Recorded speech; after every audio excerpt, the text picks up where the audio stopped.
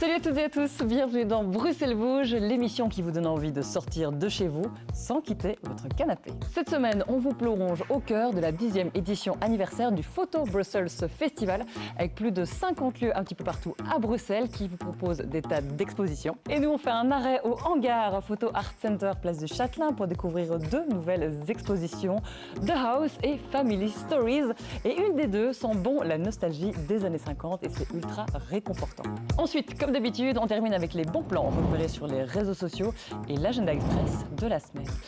Installez-vous confortablement, c'est parti, bienvenue dans Bruxelles Bouge.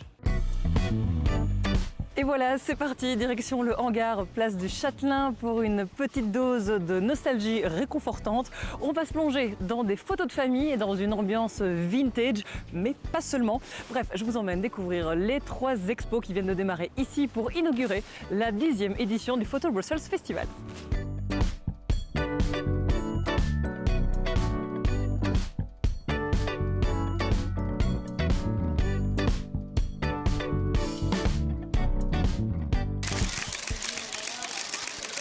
Je savais pas que la presse serait là pour me photographier.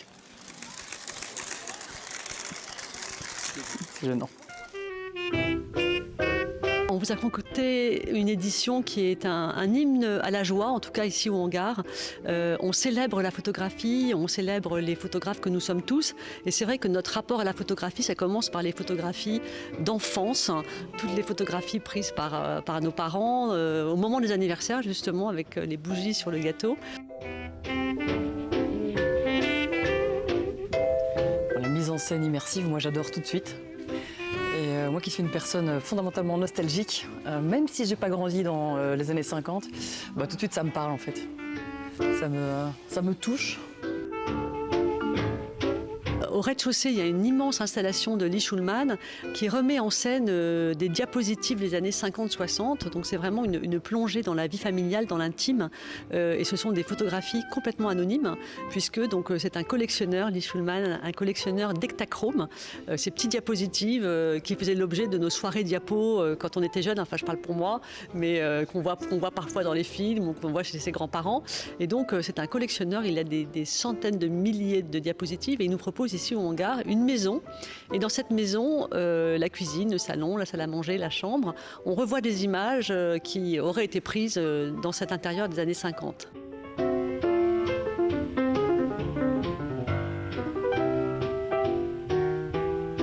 On a vraiment l'impression d'être dans un salon des années 50, reconstitué fidèlement.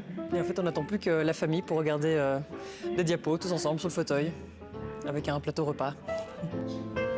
Ces images viennent, soit il les a achetées lui au début sur eBay, en ligne, mais maintenant il en reçoit du monde entier parce qu'en fait c'est vraiment le plus grand collectionneur de ces images au monde et donc il reçoit, je crois qu'il a une collection qui avoisine le 1 million d'Ektachrome. C'est ce qu'on appelle une exposition immersive. Donc l'idée, c'est de rentrer dans cet univers très très spécial que nous propose Lee Schulman. Et après, ça réveille en chacun de nous quelque chose, quoi. Et donc Lee Schulman, en voyant le hangar, c'est comme si on lui avait mis un terrain à disposition et il a construit sa maison. Voilà, donc c'est vraiment les codes de la déco des années 50. Donc c'est un travail de la part de ses équipes où ils ont chiné pour retrouver du mobilier. Là, j'ai l'impression d'avoir 9 ans, on est vendredi soir, mes parents ont dressé la table et on attend les invités.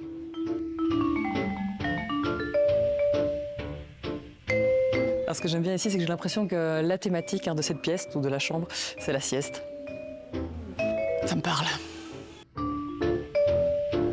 Et puis à l'étage, on propose une exposition Family Stories qui est donc curatée par le hangar, qui est en lien avec The House, à savoir là où on a une photographie anonyme au rez-de-chaussée, à l'étage on a des photographes, auteurs, autrices qui ont trouvé dans leur sphère familiale, dans leur vie intime, une inspiration pour créer un travail. Par exemple, on retrouve Sanne de Wilde, qui est une artiste belge, qui, elle, nous propose un travail sur son couple. Elle a donc rencontré un Nigérian, donc c'est la vie, comment un migrant arrive ici en Belgique et comment ils doivent prouver leur amour, leur relation auprès de l'administration et des pouvoirs publics et constituer un dossier.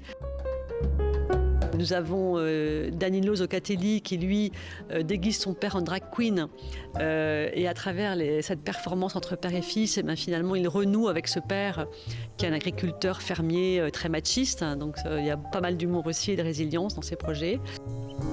Et au dernier étage, donc, c'est une exposition qui dure le mois de la photo, donc pendant un mois, de Sylvie Bonneau, une artiste, alors elle qui pour le coup revisite complètement les codes de la photographie, puisqu'elle a une technique très particulière qui s'appelle la mue. Elle décolle la gélatine du support argentique, elle repositionne ensuite sur un papier. Donc c'est vraiment extrêmement délicat et fragile. Et son sujet est la forêt amazonienne. Par rapport à l'année dernière, on a 15 nouveaux lieux. Et puis, sur les plus de 150 artistes exposés, la moitié sont belges. Donc, pour nous, c'est vraiment un objectif atteint en ces 10 ans, puisque l'idée de départ de ce festival, c'était de rendre visible quelque chose qui était invisible. On savait qu'il se passait beaucoup de choses à Bruxelles en matière de photographie, beaucoup d'artistes qui habitent à Bruxelles, beaucoup d'écoles de photo, beaucoup de propositions ici et là. Mais le fait de se mettre ensemble, c'était ça un petit peu l'idée de réveiller cette scène belge.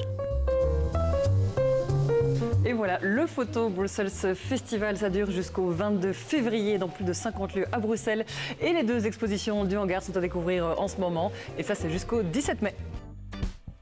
Avant de boucler l'émission, je vous propose de découvrir tout de suite les bons plans que les influenceurs ont découverts pour vous et testés pour vous sur les réseaux sociaux. Bruxelles Kitchen est allé tester pour nous une toute nouvelle adresse qui a ouvert à Stockel. Ça s'appelle Journal. Et c'est l'endroit parfait pour aller luncher. Des plats gourmands, mais aussi des plats sains au menu, ainsi que plein de desserts et de pâtisseries. Ensuite, Émilie est allée passer un petit moment détente et healthy au Reboost Bar, rue du Bailly. On y retrouve des shakes, des acai bowls et des masques LED. Vous pouvez profiter de votre boisson saine en vous faisant une petite cure de jouvence. Et maintenant, on jette un petit coup d'œil à l'agenda express avec 3 événements à ne pas louper à Bruxelles. Du 11 au 15 février, le festival Festivita transforme un lieu emblématique de Bruxelles, le Cercle Gaulois, en un terrain de jeu baroque. Festif et immersif avec des rendez-vous pensés aussi pour les familles. Durant 4 jours, le festival fait revivre l'âge d'or saxon à travers les œuvres de Bach ou encore de Zelenka.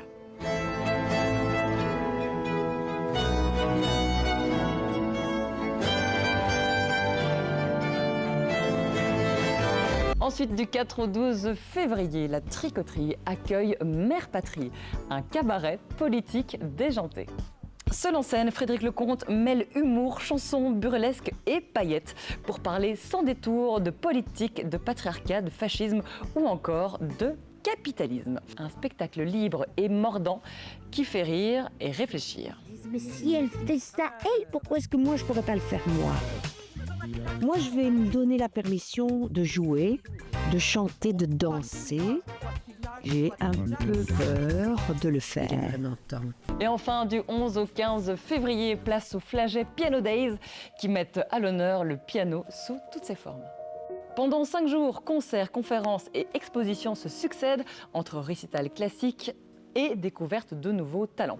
Un rendez-vous immanquable pour les amoureux du piano et les curieux.